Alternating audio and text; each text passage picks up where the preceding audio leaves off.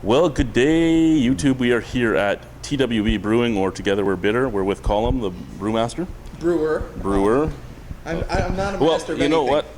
what? We're gonna do our two videos at once. We're gonna do the get to know you, and we're going to talk a little bit about the beer industry with Collum. So first and foremost, how did you get into the industry? Just started homebrewing. Kitchener, Waterloo had they had craft beer. They had the brick brewing when I first moved here in 2004, and Crown, I guess, but that was pretty much it. And then I suppose we had Grand River out in Cambridge, but there was nothing here, and I came from Philadelphia, where there was a lot of breweries, craft breweries and brew pubs, and San Diego. I spent some time there, where there was a ton of breweries and brew pubs, and there was just a dearth of it here. So started bringing craft beer from the States, because also there wasn't anything in the LCBO, and eventually got a wild hair up my ass to start brewing it myself, instead of trying to take it across the border in various legal ways, and so just started brewing it. And the idea, I was also working as an academic, as a lecturer at the university, and did a lot of tourism research and looked at tourism development in rural areas, and some of my research focused on what sort of where people went, and they went to breweries, and what kind of business models attracted people, and also were better for the community. And so came up with this idea of a cooperatively owned brew pub that would help give better jobs into rural communities, and just sort of was playing around with it, and then thought, well, why not try that here? Because academics is sort of on a downward swing. So I started brewing more and putting more time into developing recipes, and then wrote the business plan, and people started, the community members started, and friends started coming to me and saying they wanted to be a part of it, and things took a life of their own, and that's how we got to where we are today, 4 years later. So that's kind of a long answer to your very short and concise question. Okay, your favorite part of the industry?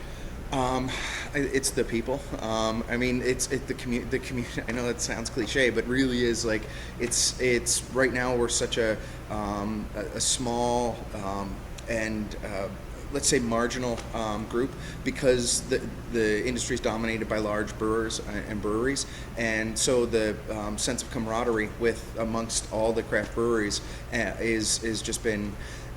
We heard about it. When you think about it, hear about it in terms of as an outsider, as a consumer, you're like, oh, everybody's good friends in this, and there's no real acrimony or real competition. And you cross your fingers that when you're getting into it, that's going to be the way it is, and it is. I mean, within a month of opening, every brewer was through here, and any offering us help. We've gotten great help from Block 3 and Innocente and Royal City and all the breweries around, even Wellington, and have just been they helped out in any way we needed it. And then to hear the stories about people's mills breaking down and other people helping out. I mean, even Abe and Herb had washed our kegs when we hadn't got our keg washer up and running yet. So it's that was heartening, that there's an actual business environment out there that isn't acrimonious and competition based. It's more collaborative based. So that's my favorite part. Alrighty, your least favorite part? Ooh, that's a good question. The paperwork that is needed to do the brewery, like all the taxes and all of the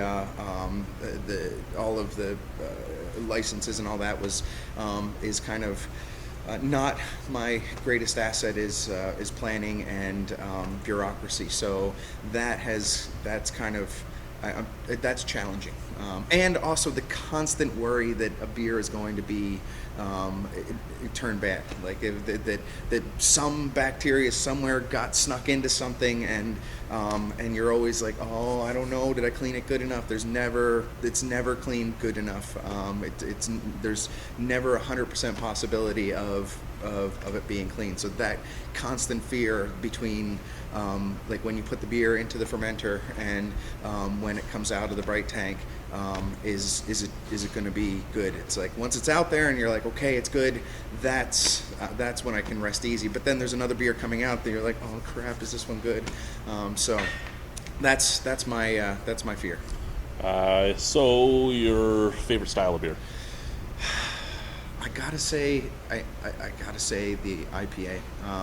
I didn't like it at first. It was actually, I should say the pale ale is my favorite style because of its because it combines the hoppiness but also the crispness and a little bit more bitter. Our pale ale, our American style pale ale, I think is good to style, and I like that because it's got the bitterness of a West Coast pale ale. It's got the hop aroma and hop flavor that you'd expect in a good American pale ale, but it also has to have that balance. And so the pale ale is the one I get when I go to any brewery and to see how good they are, sort of rate them on where the palate of the brewer is. Not the only brewer that has said that. Really? They do the pale ale first to see if they. Yeah, it's that gauge, it's that litmus test of a place. It's like you can hop the crap out of a beer and call it an IPA and hide a lot of things, but you can't really hide a lot of things in a pale ale. You have to have that balance. You have to have that crispness, but you have to have that hop aroma and flavor too. So that's not an easy balance to make, and so that's my favorite go-to style. And it's a good, easy drinking beer. Like you can have it, ours is about a 5.5. You can have more than one or two and still be coherent, as opposed to an IPA, which is ours is a 6.5, and so it's a little bit more robust or stronger. So yeah. Least favorite style? Damn, I gotta say sours for now, just because I haven't found any consistent sours that I've that appeal to me. I keep drinking them and trying to find something, but for me, sours now are hit and miss, and so I'm not gonna necessarily go out of my way to get them. And I know that's sort of heretical to say in craft brewing now because it's the big thing, but it's just they don't. I like to drink beer, and I like to drink several beers, and it seems sours are those beers you have one of, and because of their price and because of just the acidity in them, and that's not what I drink beer for. Yeah, you have 3 beers for the rest of your life. One from any craft brewery, one from you, and one from a big guy. What are they going to be? Oh, geez, these are damn good questions. Bell's Two Hearted is my all-time favorite IPA, and it's just a great beer. If I gotta drink it the rest of my life, I'd say our for ours, they're all tough. I'm gonna say our Pilsner. Just if I gotta have a slate, so Pilsner. You just caused yourself a lot more work too, though. Yeah, I know, and a lot more space. So I know. And then as far as the big guys, what are we talking big guys? Are we talking like Molson, Labatt's? Yeah. No, I can't say like Founders or even Sierra Nevada or Sam Adams. They have to be owned by one of the big guys. Okay. Okay, that's a tough one too. They can be, but they can't be like Granville Island. Well, they could if you really wanted to cheap out on it. All right. I've had a few of those. Okay. I'm gonna do this one because it was just bought yesterday. What? What was this? Sorry. From the big guys, I'm going to say. Oh, damn it! I can't say. Is Yingling a big guy? No, they're not. They're independent. They're still independent. Damn it. But they do make some okay beer. Yes. Especially for the price. Yeah, exactly. They're a damn good chug-a-lug beer. I'm gonna say I'll go with Blue to flip a coin. Although that's another Pilsner. I'm going with Blue because that was an uninspired answer, and I apologize. Damn it. Strangest ingredient you've ever brewed with? Strangest. Damn it. I'm gonna say elderberries, and that was because I made a mistake on a brown and had a bunch of elderberries that I needed to get rid of and put it into the brown, and then I know it's gonna contradict what I had said before, but I had some Brettanomyces, and so I just put it in there, and it turned out pretty good. After I started drinking it, and probably a month afterwards, and it wasn't good, but by the end, because it wasn't so good, by the end of it, 3 months later, it actually turned into a pretty good beer. So I'm sure there's stranger ingredients, but Smoked ham is a stranger so far. nice. Where was that? That was Mr. George Eagleson. Oh, nice. I have had. He made a smoked ham and asparagus beer. I just had an asparagus beer at Right Brain in Traverse City, and it tasted like you had drank beer and peed asparagus. You're eating asparagus and peed. It was weird. Now on to the brewery a little bit. How long have you guys been here? We're going on our 5th month right now. So we're February, March, April, May, June. So we're about 6 months into this. 6 months as of February. And how is a cooperative different than a regular brewery? That's a great question. The idea of the cooperative is that the workers own the brewery, and it differs from a partnership in the sense that anybody who comes in to work here is on a path to become an owner within a year or two, and so it makes it a more transparent, democratic way of running a company. So everybody has a say in electing the board of governors or being a part of the board or the board of directors, and that's so that makes everything more transparent. The profits, if we make profits, get distributed amongst the workers, not based on or the owners, which are also workers, not based on on equal parts, but it gets based on how much you've actually worked. So if I work 1,000 hours, so like a point system almost. Yeah, exactly. But every hour put into place is equal.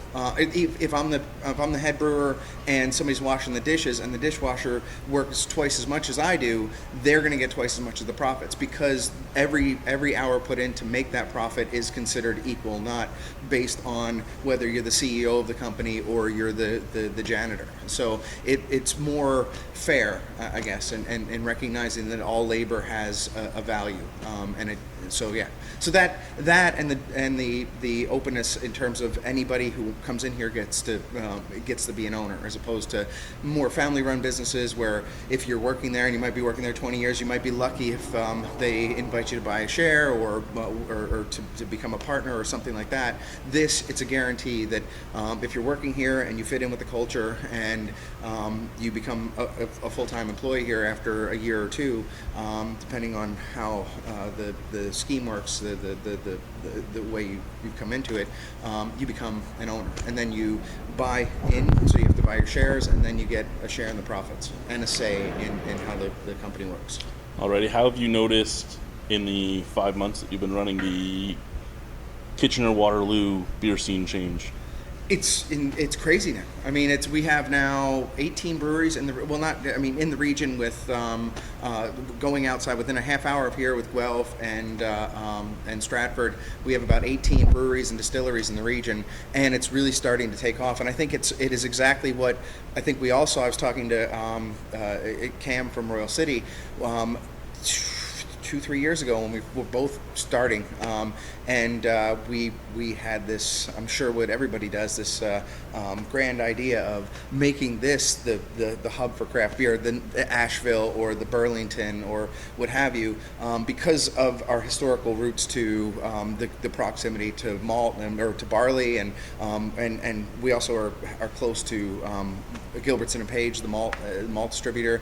We have a large population here that's discrete from Toronto, so it's not it's a large population mass that can support these craft breweries. So there was real potential. So we talked about it. It was at in Guelph one night, and talking about how this has the potential and that it should be. So it's getting there. New breweries are coming on. I think Rob Hearn with Short Finger is really going to be and has been a real asset for us in terms of for us being the craft beer scene in KW, in terms of solidifying the home brewers and the craft and bringing the craft brewers together to really make a scene and a community here. And I think that's really was the missing link, and I think we really have a bright future.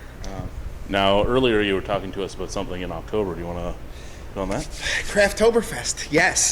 So that has been our cause. So Crafttoberfest 2 years ago was Bill McTavish, who ran Imbibe, the craft beer bar that some would say sort of started really, or showed that the craft beer scene here could be robust and good in downtown. He started Crafttoberfest with Ryan Ward, who's was head of the KW Homebrew Club, and Alex, who's our front house coordinator, worker owner member, helped coordinate it. Rob, one of our worker owners, did the logo for it, and also helped plan some of the stuff. Last year it didn't happen because Imbibe unfortunately closed, and we didn't have a location yet. But this year we're going full steam ahead, and what it's trying to do is bring beer dignity back to KW, and to sort of show that we're more than just a Molson's Oktoberfest. We have great restaurants here that do great German food and great food. Just in general, but German food, and we have some incredible craft breweries here that can showcase. So what we're doing is starting at the same time, during the same times as Oktoberfest, is having a beer fest. The idea right now that we're planning is a beer fest in the opening weekend, and throughout the week we're going to have venues around town, restaurants and local businesses around town doing Crafttoberfest events, and with beer pairings from the region, from breweries in the region, or breweries outside of the region that want to come in and showcase some of their harvest and autumnal ales, or their Martins, Oktoberfests, what have you. And so that's kind of what we want to do, because all of us here are sort of dismayed at going to these to the Oktoberfest Festhalens and having the good food and having the good music and having a really interesting environment, but then having to drink a light lager from Molson, and not having an Oktoberfest or a harvest beer, or and it's a beer festival. I mean, Oktoberfest has become and is synonymous with beer drinking, good beer drinking. So we want to bring that back. Are you going to let some of the illegal styles, like say a Rogan beer, in? Yeah, everything is exactly, and that's a really good point, because we have. I say we have the ability here in North America to do something that they can't do in Munich, which is change things and reinterpret things. They are locked in, and they're doing a great job. Not going to badmouth Oktoberfest in Munich, but it's North America, so why mimic it? Why try to do exactly what they're doing here, which is kind of what Oktoberfest has tried to do. Why not take it and like celebrate all the styles. Celebrate all the styles, exactly, and Gozes, Roche beers. Exactly. That's it, and it's something they can't do, because you can't go to Oktoberfest there and get a Gozer, or get a Roche beer, or a Rogan beer, like you just but you can here, and people can come to experience that. We're better than Oktoberfest in Kitchener-Waterloo, second largest Oktoberfest in the world, and you can come and try crazy German styles that you haven't, like my next dark beer, German Porter. That's evidently a thing. So, but maybe I'll do that for Oktoberfest, the German Porter. Sorry, getting off on a tangent there. What do you see for the future of TWB? We're hoping we want to get everything put in place. Right now, we actually we're almost there. We need to buy a dishwasher for out front and a bright tank, so we can get a lot more throughput going. But to start to put beer out into some of the bars and restaurants around town, some of the smaller ones, but also just start to do more cool events and more fun stuff. Like tonight, or this afternoon, we're having a band here. Every Sunday we do bands in here, but do more of that stuff, more events, more fun stuff throughout the community, because that's kind of what we don't need to grow big and become universal. We want to be the local brewery for KW and be the place that's synonymous with the KW in the community, and just really just do the cool things. And So like we did community hub. yeah, exactly, exactly, and use that for to build community. Use the beer and whatever revenue or profits we make to sort of push back into the community and help build a stronger beer community and a stronger community here of people that get together and talk and do cool things. Anything from you or Jamie or Simon? Any questions? Oh, come on! I know I'm putting you on the spot now. No. Oh, that's all right. Sorry. That's all right. That's all Sorry. good. Oh. Jamie, I've any? just been listening. Or I mean, Simon, anything? Do you plan on doing bottling eventually? Yes, eventually. The idea is, I mean, canning or bottling. We're still in that debate. We're still in the debate. We all like the idea of bringing in a mobile canning unit and putting it into and having it for going to the cottage, or because right now we just Lindsay and I went to driving around the states and brought 1 liter growlers to around, and it was nice to be able to go up and give your host a growler of your beer. But it is kind of a pain in the ass to fill up growlers. You can get a crowler machine. That would be insane. And the single crowler machine, They're actually not that bad No? price wise. Huh. They're only like $1,200. Really? Yeah. Well, maybe we will. Now, if you could edit it to do 500 milliliter cans and stuff too. That would make it amazing. Yeah, because then you could. Yeah, then I mean, and then somebody has some spare time. You just have them. You have them loading up or doing cans. Like, but I mean, we figured do some runs, maybe do some co-packing. Royal City has offered us to co-pack for them or to co-pack there because they have a 4-head Maheen, and so or 6-head. I'm not sure. But we are planning on putting some stuff out just and just out front there too, just to have just for our own convenience. It's kind of mostly we're kind of do a lot of this for ourselves because there's 6 of us right now, and then there's also 17 community supporter members that have invested $5,000 a piece and to be members and get dividends from us. But and we're kind of just doing what we feels cool for us, and then hopefully other people will enjoy it as well. And so that's kind of why we wanted to do some packaging, because it's getting to be a pain in the ass to come and fill growlers all the time, especially so having to be able to come and grab a 6-pack would be really convenient. So Well, than't you very much for having us. thank you. Get down here, try some beer. It's really, really good stuff. It's a cool little building. You could miss it though driving down the street. There's Yeah. the fresh beer sign. Follow the fresh beer sign. Right by the Mai Tai. Yes. Looks like you're driving into somebody's backyard, but it's really worth the visit. Thank you. Thank you. Thank you, for guys. coming out. This is awesome. Thanks, guys.